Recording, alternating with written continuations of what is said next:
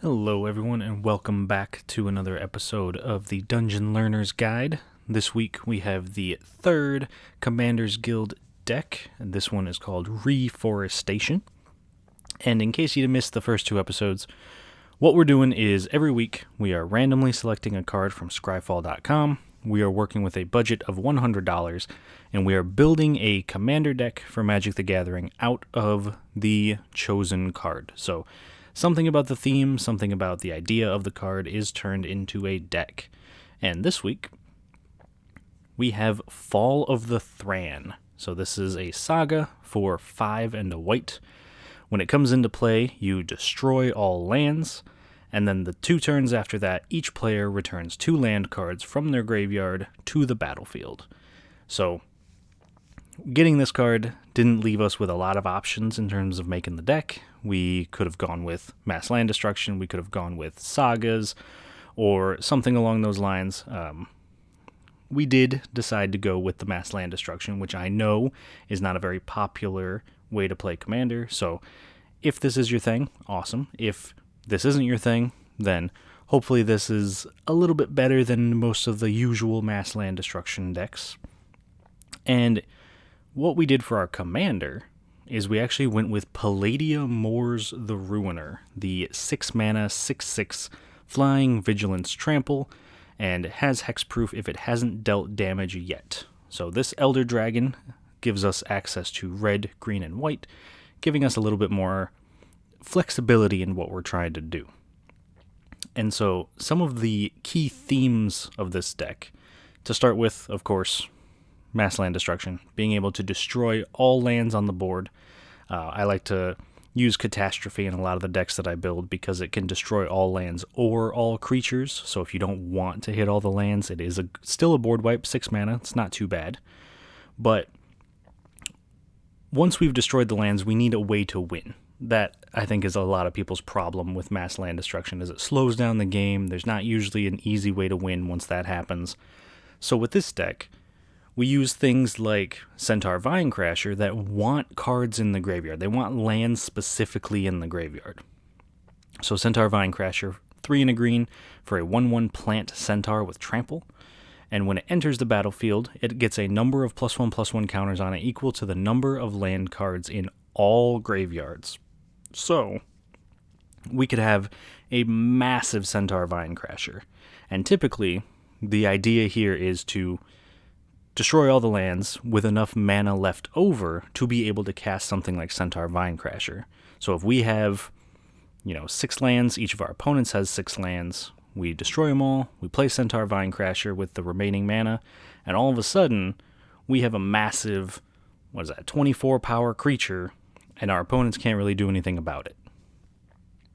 And then the third theme that we're looking at are ways to use our lands or to make our lands indestructible so that when we do destroy all the lands, we survive and our opponents do not. So Kamal's Will is a new one from Commander Legends, 3 and a green for an instant, and if we have our commander, we can choose both of these, but otherwise we choose one. And until end of turn, any number of target lands we control become 1/1 elemental creatures with vigilance, indestructible, and haste, and they're still lands. Or we can choose target creature you don't control, and each creature you control deals damage equal to its power to that creature. So obviously, we prefer this for the first half. That way we can destroy all the lands and then also keep our lands on the board, giving us a massive advantage over our opponents. But in a pinch, we can also still use our creatures to destroy something else that's on the board. And there are other ways to make our lands indestructible. This isn't the only way, but it is definitely one of the best. Now, to go along with our themes, we do have some key cards in the deck, some things that are very important for us to be able to function, cards that are going to be very useful as we go through. The first one is going to be Splendid Reclamation. The ability to return all lands from our graveyard to the battlefield tapped is pretty valuable in this deck. And again, 4 mana, so if we get up to 8 mana, we can cast Armageddon, destroy all the lands, and then immediately put all of our lands back, setting us way ahead of our opponents and pretty much putting us out of reach. Another good card for this is Cavalier of Flame, which believe it or not, we're actually using the second ability on Cavalier of Flame, which is not the one that is used the most. So it's 2 red, red, red for a 6/5 elemental knight. You can pay 1 in a red to give creatures you control +1/+0 in haste. When it enters the battlefield, you can discard any number of cards and draw that many cards. But the ability that we specifically want to focus on is the very last one, where it says, when Cavalier of Flames dies, it deals X damage to each opponent and each planeswalker they control, where X is the number of land cards in your graveyard. So if we have 15 lands in our graveyard, we're able to just hit all of our opponents and all their planeswalkers for 15 damage, which is a huge swing in our favor. And then our last key card, probably one of the more relevant mass land destruction spells in here, Jokulhops. 4 red, red for a sorcery to destroy all artifacts, creatures, and lands. So if we destroy all the lands and our opponents have a massive board of creatures, they're just going to kill us. But if we can destroy the creatures with them, then we stand a much better chance of succeeding and surviving in the long run. Now, as I was putting this deck together, as we always do, we look for some cool interactions, and one that I found in particular that I thought was kind of interesting is Tunnel Ignis and Second Sunrise.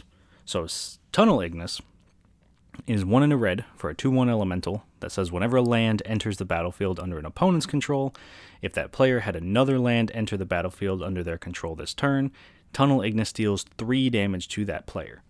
And then Second Sunrise is 1 white white for an instant. Each player returns to play all artifact, creatures, enchantments, and lands that were put into their graveyard from play this turn. So if we have Tunnel Ignis on the board, and we destroy all the lands, and then we cast Second Sunrise to return all the lands to the battlefield, each of those lands sees each other enter, and they all trigger for Tunnel Ignis. Meaning that if we have 5 lands come into play for an opponent, each of those 5 lands deals 3 damage to that opponent, doing 15 total. And if we're able to get even more than that, or if we've already done damage to our opponents throughout the game, this can be an absolutely devastating way to finish out the game. Another cool interaction that I found with this deck is between a couple of sagas that we have. So the Mending of Dominaria and Waking the Trolls. The Mending of Dominaria allows us to, when it comes in, mill 2 cards, and then you can return a creature from your graveyard to your hand, but the important one is Chapter 3, where you return all land cards from your graveyard to the battlefield.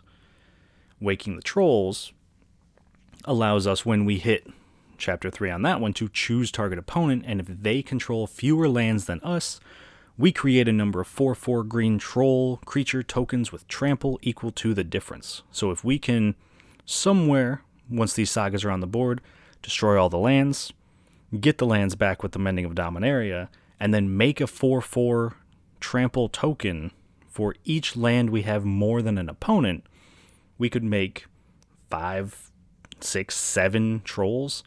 And if our opponents don't have any lands to deal with it, that becomes a pretty unstoppable army for them to have to fight through. Now, as always, making this deck, we made it on a budget of less than $100. The total price for this deck came in at $98.76. So not too bad, definitely close to our budget. And our most expensive card this week was actually Splendid Reclamation at $5.45. We had a lot of cards that were between like $3 and $5 this week. Splendid Reclamation, Armageddon, Jokulhops, they were all up there, so there wasn't one standout card that was super expensive. They all were around the same price.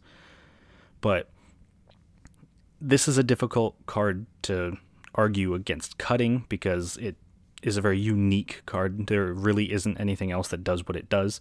So if you're looking to go this route with the deck to be able to return all your lands to the battlefield, then this is a great card to have in the deck. If you don't want to splurge for the $5.45 price tag, that's completely fair. You do have the Mending of Dominaria, which is a cheaper way to do it.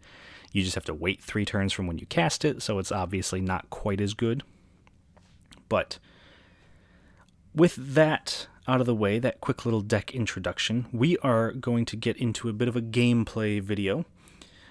In this game, we are going to run our deck up against 3 opponents. We have Marrow Gnar, which is a rat tribal deck run by Sean, Calamax the Storm Sire, which is a storm slash combat focused killing deck with Balal at the helm of that one.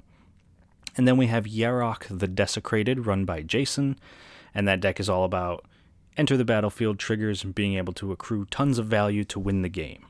So these are very strong commanders, and I know we might have a bit of a difficult time with some of the value they can accrue, but hopefully our land destruction will shut down some of that value, and we'll be able to sneak in a victory.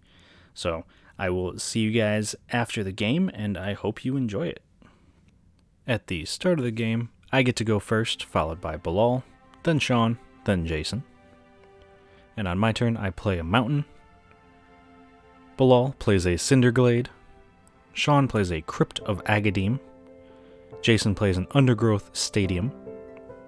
On my turn, I play a Plains and then cast Impending Disaster. So on my next upkeep, if there are 7 or more lands in play, we will destroy all lands. On Balal's turn, he plays a Valakut Stoneforge. Sean plays a Swamp and then casts a Rat Colony. Jason, to avoid getting his lands destroyed, doesn't play a land. And then on my turn, since there are 7 lands in play, we sacrifice Impending Disaster and destroy all lands. I then play a Terramorphic Expanse and crack it for a Plains. Balal plays a Riverglide Pathway. Sean plays a Cabal Stronghold and then attacks me for 2. Jason plays a Forest. I play a Mountain. Balal plays a Breeding Pool tapped. Sean plays a Reliquary Tower and casts Throne of the God Pharaoh. He then attacks Jason for 2, and in his end step, all of Sean's opponents lose 1 life from the Throne of the God Pharaoh. On Jason's turn, he plays an island, casts a Coiling Oracle, revealing a forest on top of his deck and putting it into play.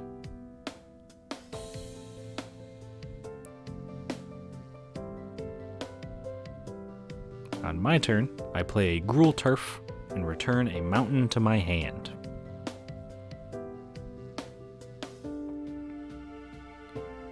Balal plays a forest. Sean plays a Desert of the Glorified tapped, and then casts Zulaport Cutthroat and attacks Balal for 2.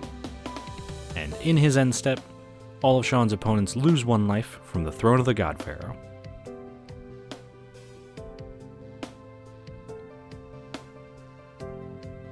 Jason casts Kodama's Reach, and Balal responds by casting Expansion, copying the spell. This allows both players to search their libraries for 2 basic lands, putting 1 into play and 1 into their hands. Once that resolves, Jason plays a Swamp. On my turn, I play a Mountain, and then I cast From the Ashes, destroying all non-basic lands and allowing their controllers to search their libraries for basics and put them into play. On Balal's turn, he plays an island and then casts Calamax. Sean plays a Bantu's Monument and then attacks me for 3.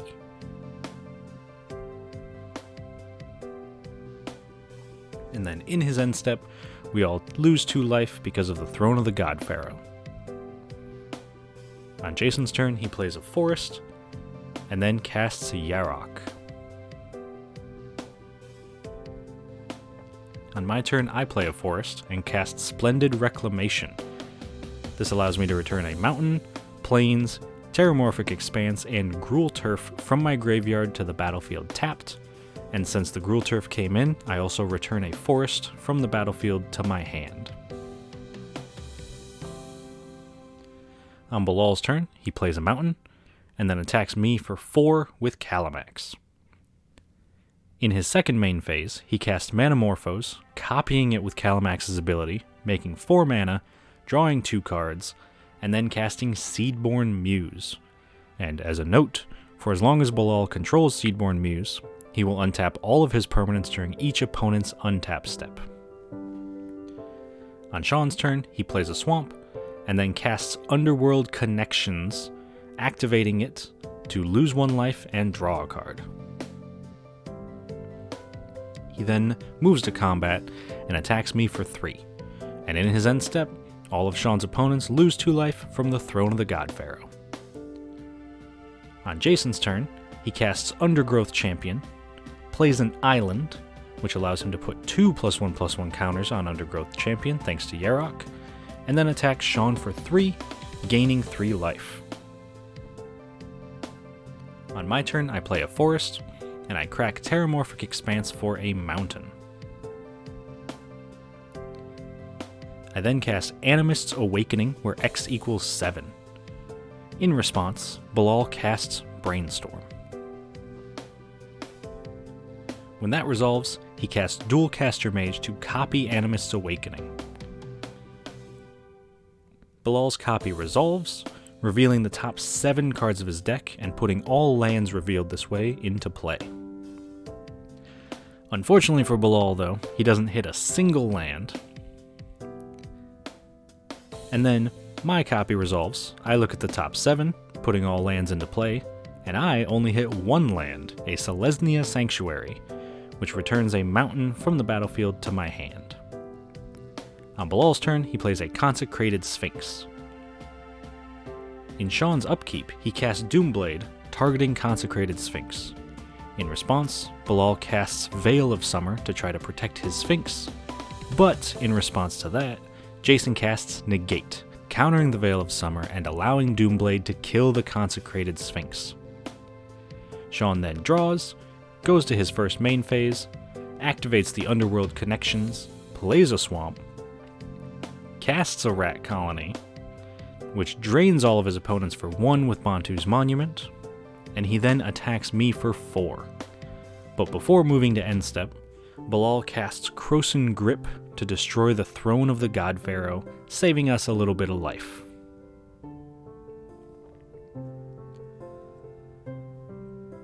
On Jason's turn, he plays a Darkwater Catacombs, putting 2 +1/+1 counters on Undergrowth Champion. And then he casts Whip of Erebos. On my turn, I play a mountain and pass. On Bilal's turn, he plays a Castle Vantress, and then attacks Jason with Calamax. Jason blocks with the Undergrowth Champion. Before the damage, Bilal casts Unleash Fury, which is copied thanks to Calamax's ability, doubling Calamax's power twice, making him become an 18 power creature. He then casts Temur Battle Rage, giving Calamax double strike and killing Jason with lethal commander damage.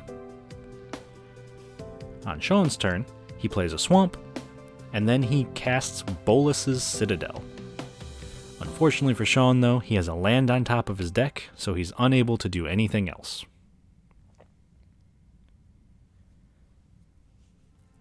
On my turn, I play a Forest, and then I tap all of my lands, floating 12 mana. This allows me to cast Jokulhops to destroy all artifacts, creatures, and lands. In response, Bilal convokes a Chord of Calling where X equals 7 to try to stop the Jokulhops. He's unable to find a response, so he gets Krufix, God of Horizons. And then, when the Jokulhops resolves and wipes the board of everything except Krufix, I use my remaining mana to cast Palladia-Mors. At this point, the remaining players decide to scoop, rather than wait to die to Palladia-Mors, winning me the game. Alright, so that was a pretty long game, pretty fun game, but in the end, we were able to sneak out our victory, our first win on the Commander's Guild. I guess it's hard to deal with a 6/6 flying, vigilant, trample commander when all your lands, artifacts, and creatures get blown up by Jokulhops, so I don't blame our opponents for stepping out when they did. I do think that we were probably going to win even if they hadn't conceded, but there's no real way to know that. I guess not looking like a threat for a few turns definitely worked in our favor for that one. But I hope you all enjoy it. The deck was tons of fun to play.